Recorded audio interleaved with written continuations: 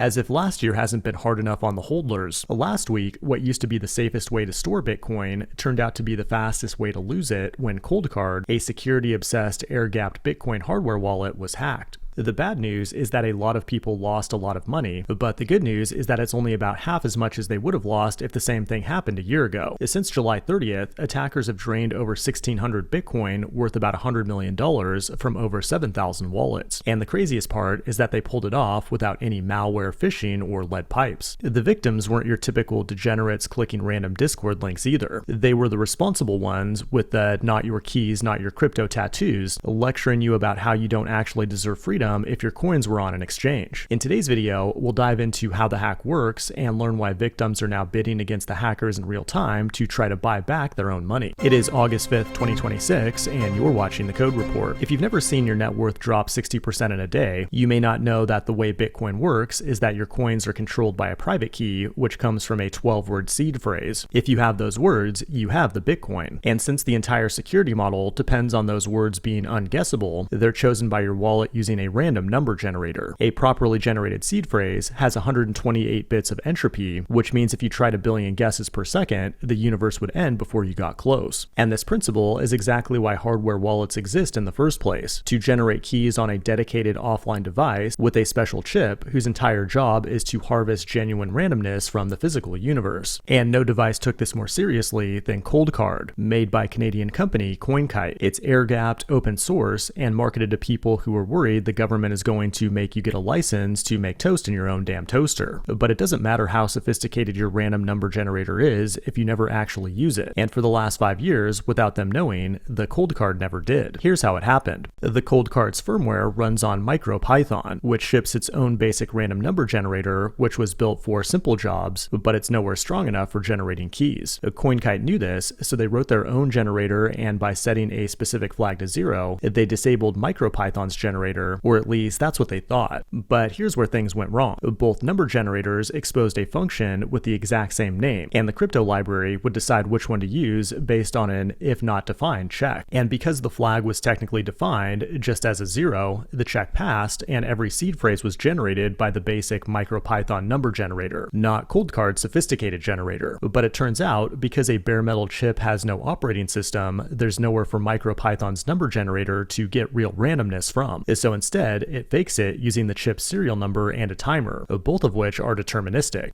So instead of guessing a seed phrase out of every atom in the universe, you could just loop through all possible combinations of serial numbers and timer values and come away with everyone's keys. And on July 30th, that's exactly what the attacker did. In under an hour, the first attacker drained over 1,000 Bitcoin from nearly 1,200 addresses, hitting the biggest wallets first. Then 2 more attacks happened over the weekend, which pushed the total to nearly 1,800 Bitcoin from over 7,000 addresses. CoinKite CEO apologized and took full accountability, but by the nature of the attack, they couldn't just issue a firmware update to solve the problem. Because Bitcoin has no way to rotate a key, the only way out is for victims to generate a brand new seed and move their coins with an actual on-chain transaction. But of course, because this is Bitcoin, every transaction waits in the public mempool until a miner includes it in a block, which means the attacker can just watch the mempool for anything coming from a compromised address. They can then sign their own competing transaction with the same keys and a higher fee, and miners will confirm the highest bidder first. So when a fourth attack went live on Monday morning, the only way to win was to skip the public mempool entirely and send your rescue transaction directly to a mining pool, since the bot can't outbid a transaction it never sees. So yeah, the official rescue plan for your trustless, decentralized money was to put all your trust in one centralized miner and hope for the best. As for CoinKite, every unsold device in their warehouse carried the same broken firmware, so they had to halt shipments and take their remaining inventory out to the pasture. But all of this could have been avoided had they just built their product with Lovable, the sponsor of today's video. Lately, I've been wanting to make the world a better place, so I use Lovable's AI development platform to build my own predictions market, which lets you gamble away your life savings on things like future video topics or how many scam Altman jokes I'll make this month. I started with plan mode, where Lovable mapped out the flow and let me edit the plan before writing any code. Then it built the whole thing, including auth, payments, instance and a managed Postgres database on Lovable Cloud. It did get stuck in a loop on a database policy bug, but then I moved back into plan mode and Lovable was able to fix it on its own. Then I gave the app its own MCP server, so that right here in Claude Code, I can pull live odds or halt trading whenever I'm losing a bet to make sure the house always wins. Over 50 million projects have already been built with Lovable, and you can try it out for free today with the link below. This has been the Code Report. Thanks for watching, and I will see you in the next one.